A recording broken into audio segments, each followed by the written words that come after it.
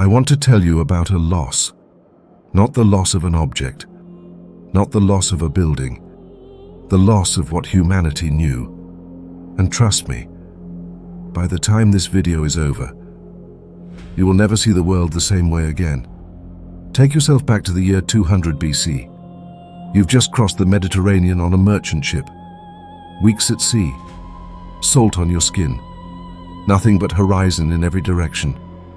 And then Alexandria appears, a city that didn't exist on any map 50 years ago, already the intellectual center of the known world.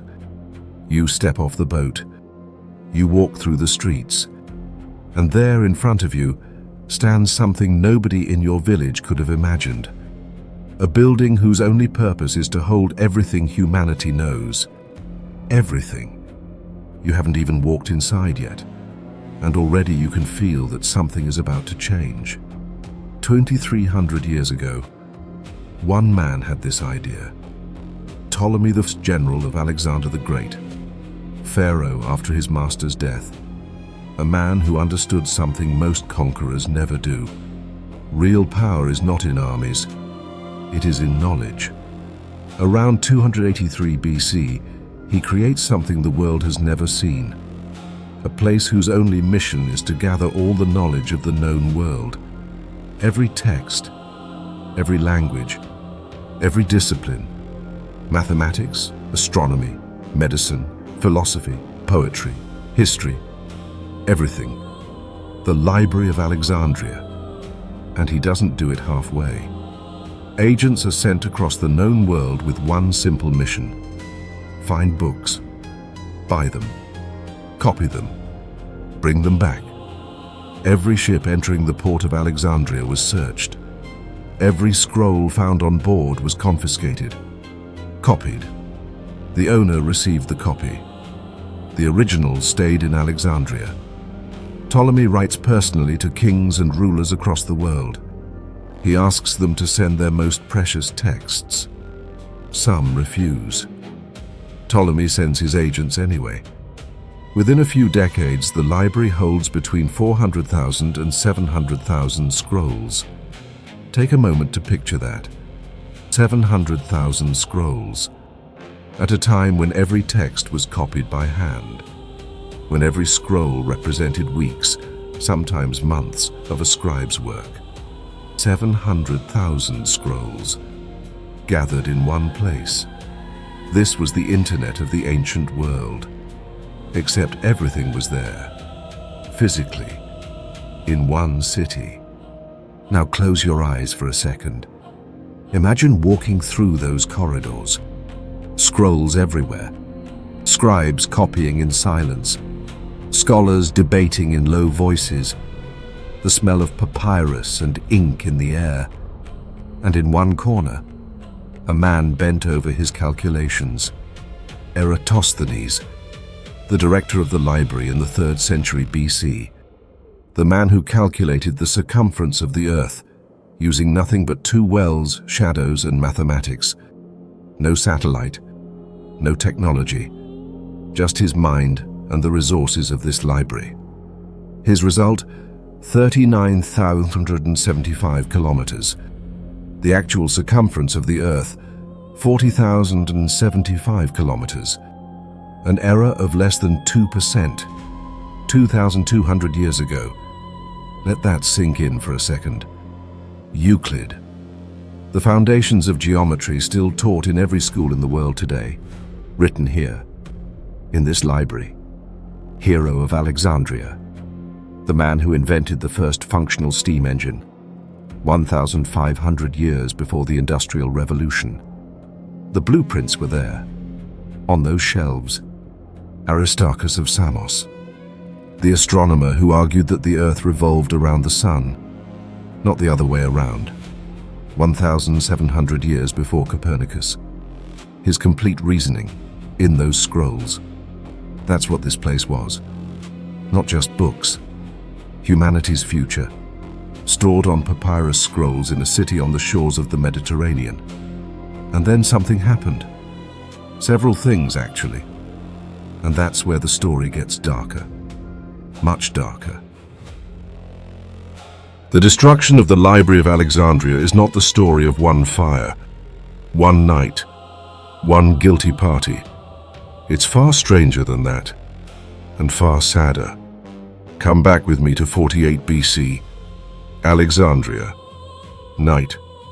Julius Caesar is in the city, caught in a civil war between Cleopatra and her brother Ptolemy I. Fighting rages in the harbor. A fire breaks out.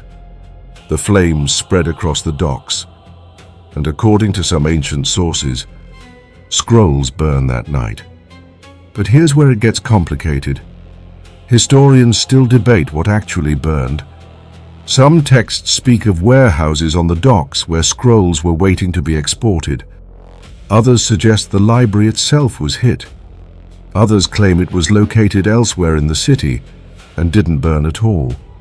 Caesar himself, in his own writings, makes no mention of the destruction of the library. Not a word. So what really happened that night? Nobody knows for certain. 3 centuries later, 391 AD, the Roman Empire has become Christian. Bishop Theophilus of Alexandria orders the destruction of pagan temples. The Serapeum, the temple that may have housed part of the collections, is razed to the ground. Maybe scrolls disappear that night too. Maybe not.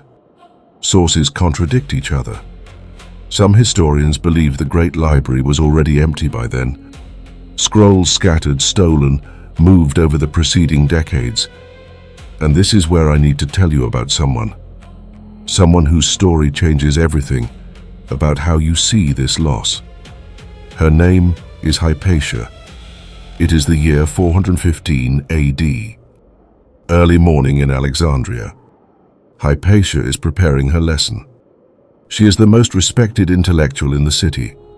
Students travel from across the Mediterranean world just to sit in her classroom. She teaches mathematics, astronomy, philosophy. She builds scientific instruments with her own hands, astrolabes, hydrometers. She copies and preserves the texts that remain. In a world where women do not exist in the public intellectual space, she is the exception that no one can explain away. She gathers her notes. She steps into the street. A mob is waiting for her. Fanatical monks. Organized. They have been sent. They drag her into a church. They kill her with pottery shards according to ancient sources. Then they burn her body so nothing remains. Her crime? Being a woman who thought. In an age that had decided ancient knowledge was dangerous.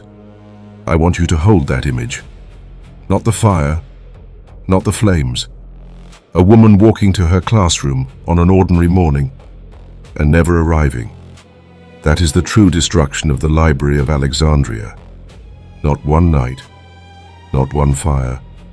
An erasure, gradual, deliberate, person by person, scroll by scroll. And then, 642 AD, the Arab conquest of Alexandria. Legend says, and I want to be clear, this is legend, recorded centuries after the fact, that General Amr ibn al-As asks Caliph Omar what to do with the books found in the city. The Caliph's response, according to this legend, if they say what the Quran says, they are useless. If they say something else, they are dangerous.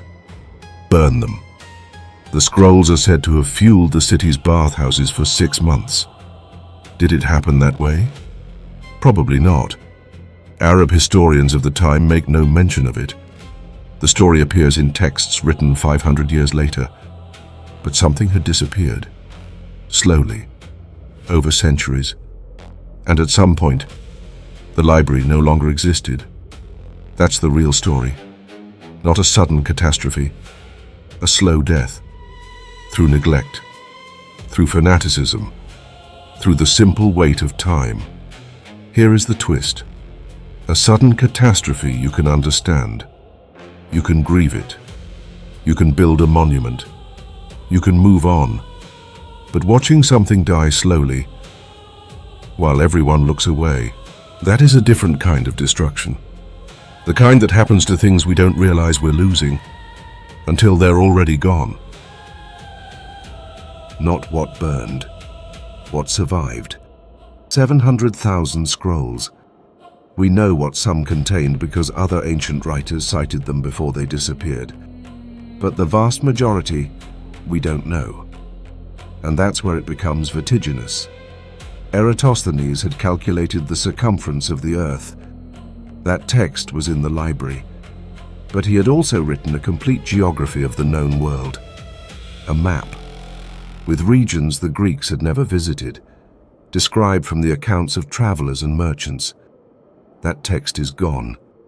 Maybe it contained descriptions of distant lands, trade routes to civilizations we still don't know existed, or maybe something that would have changed everything we think we know about the ancient world. We will never know. Hero of Alexandria had designed a functional steam engine, but Hero had written other texts too, about automatons, machines, complex hydraulic mechanisms, inventions we know only by their titles, because the texts themselves disappeared.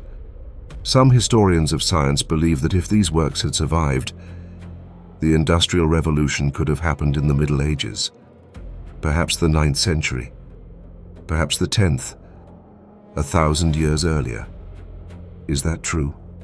Nobody can prove it. But it's a legitimate question, and it should keep you awake at night. And then there are the texts we know almost nothing about. The library held scrolls in ancient Egyptian, Babylonian, Persian, Hebrew, languages we can barely read today. Some described civilizations older than Egypt, knowledge passed down orally for thousands of years before anyone wrote it. Was it there? Nobody knows. But here's what is certain. Texts existed. Texts disappeared. Copies were made. Copies were scattered. And the library had a policy. Every scroll that passed through Alexandria was copied before being returned, which means somewhere those copies went.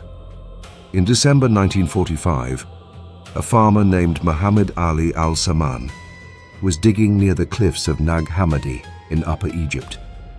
His shovel hit something hard. He dug around it. A clay jar, sealed, ancient. He hesitated before breaking it open. Local legends said spirits lived inside sealed jars. He broke it anyway. Inside, 13 leather-bound books, wrapped in cloth, perfectly preserved in the dry Egyptian air, 1,600 years old. Gospels, philosophical texts, knowledge believed completely lost, buried in the ground a few kilometers from the Nile. For 16 centuries, nobody knew they were there. That's not a myth. That's not a legend. That happened. 78 years ago. A farmer, a shovel, a clay jar, and 1,600 years of lost knowledge came back. If it happened once, why not again? Coptic monasteries in Egypt preserved scrolls for centuries without reading them, without knowing what they contained. Vatican archives hold texts that haven't been fully catalogued. Private collections across the Mediterranean world contain documents nobody has studied. Somewhere, in a monastery basement, in a sealed archive, in a jar under the ground, there may be a copy of what Hypatia was reading the morning she died. I think about her often. That woman walking toward her classroom on an ordinary morning in 415 AD. What she had read, what she understood that nobody else understood anymore, what she was about to teach her students before she was stopped in the street. All of it gone. Not in a fire, in a street, in broad daylight. We have sequenced the human genome, detected gravitational waves from black holes a billion light years away, built machines that can predict the weather 7 days in advance. And we still don't know what was in 700,000 scrolls gathered 2,300 years ago on the shores of the Mediterranean. Eratosthenes knew. Hero knew. Hypatia knew. And that knowledge, we let it die. Slowly, without doing much to stop it. The walls are gone, but the questions they leave behind are still there, bigger than ever. Tell me in the comments, do you think the loss of the Library of Alexandria set human progress back by centuries? Do you believe copies of those scrolls still exist? In a monastery, in a basement, in a museum that doesn't know what it has? Or is the most unsettling possibility this, that some texts survived, that they're out there right now, and that someone already knows? Your honest answer, because I read every single one. Subscribe if you want to keep going deeper. Every week we open a file that history left closed. See you.